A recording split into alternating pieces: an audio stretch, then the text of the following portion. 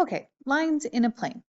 So as a reminder, we have generally described a line on a plane with an equation in the form of y equals mx plus b or ax plus by plus c equals 0. And these are all of the lines that exist in the xy plane before we added the z dimension. And this equation describes the collection of points that make up this line. So we're going to look at two other um, options for how we could maybe describe a line, and these are parametric and vector equations of a line in a plane. A parametric equation for a line describes the collection of points on the line in terms of the third variable or a parameter. This variable is often called a time parameter, and it's used to determine a new point along the line relative to an initial point after a given amount of time. So let's consider the situation where you're traveling from a given starting point A, which is identified by the point XOYO. Just going to draw a grid here. And here's my point A. Okay. And it's on the XY plane and it has a direction vector of AB. So I'm going in this direction with a direction vector of AB. And my position on the plane at any time lies along this line, and it will depend on how far along this line I've traveled in order to determine a new point. So I could say here is another point, and let's call this point P, and this is that point X, Y. And this point is some distance away from my initial point of X0, Y0. If I were to talk about this new point P, X, Y as a vector, then I would have this vector from the origin and I could look at it that way as well. But I've gone from point A at x0, I'm moving in the direction of A t number of times, and this is my new point X and Y.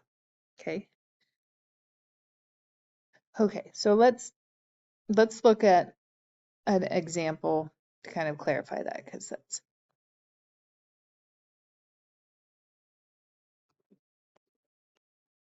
okay. Okay, so let's say I'm going from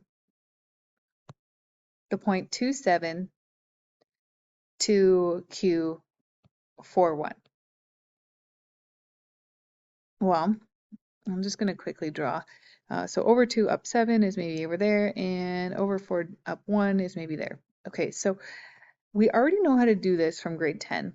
We already know that to go from P to Q, I have to go down 6 and over 1.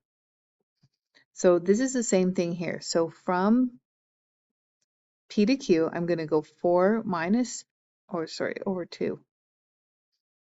4 minus 2, and I'm also going to go 1 minus 7. And this direction vector to go from P to Q is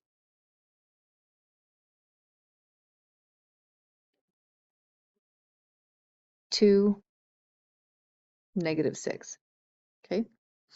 This didn't say to go from P to Q, it just said and going through these 2 points. So it's possible that I could also have the vector from Q to P, and that would just be the opposite here. Okay. Those things are equivalent.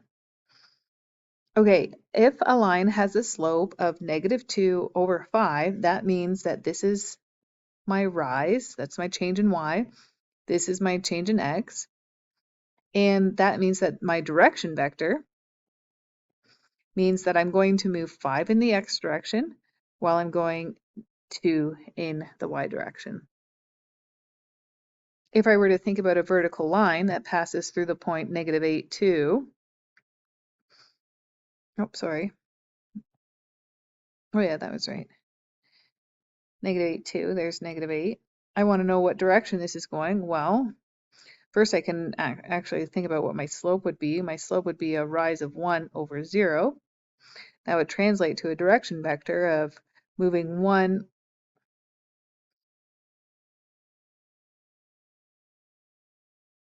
not moving on the x while I'm moving 1 on the y. Okay, so let's say I have a line that passes through the point 6, -1 with a direction vector of 2, 3.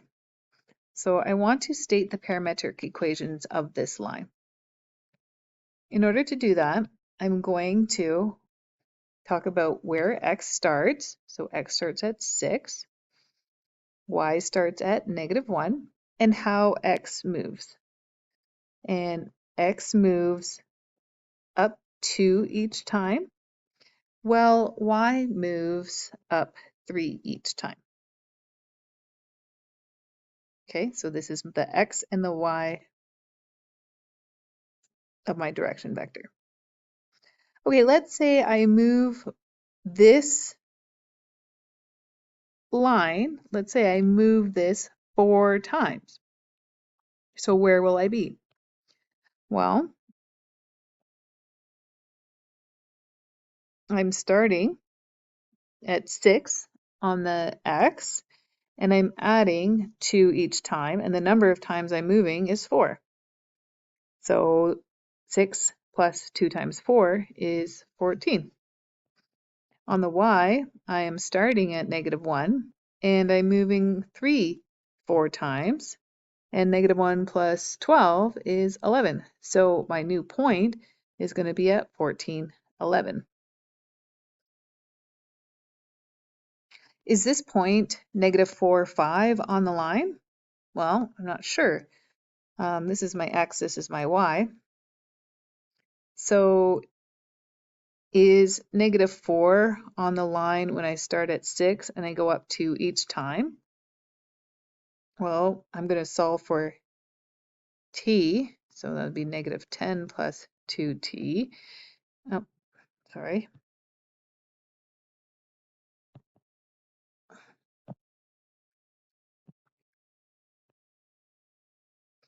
Equals 2t. T is -5. Yeah, this line will reach -4 when t is -5. But let's check this other one here too. So when will this line hit 5? Well, I'm starting at -1 and I'm moving 3 each time. Rearrange for t here. Oh, okay, so this line will hit y equals 5 when t is 2. Well, these two things do not equal. They're not the same, so this point is not on the line.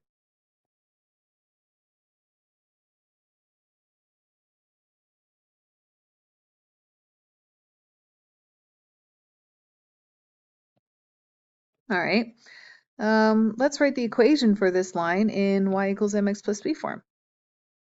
Well, we can do that.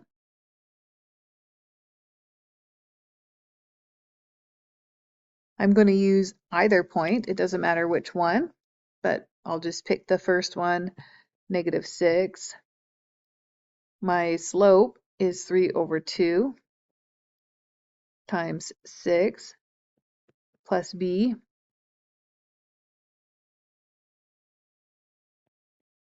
B must be -10. So now I'll just write the equation of the line, y equals a 3 over 2 slope, or direction vector of 2, 3, x minus 10.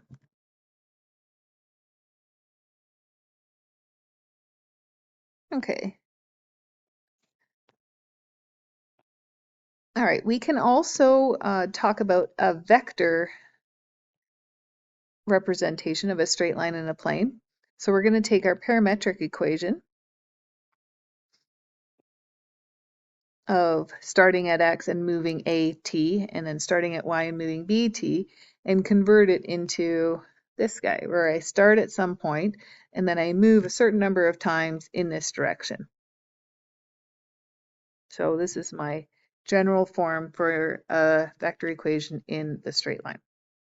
So let's look at writing a vector equation for a line that goes between A and B. First step, I'm going to have to figure out the direction that I'm going from A to B.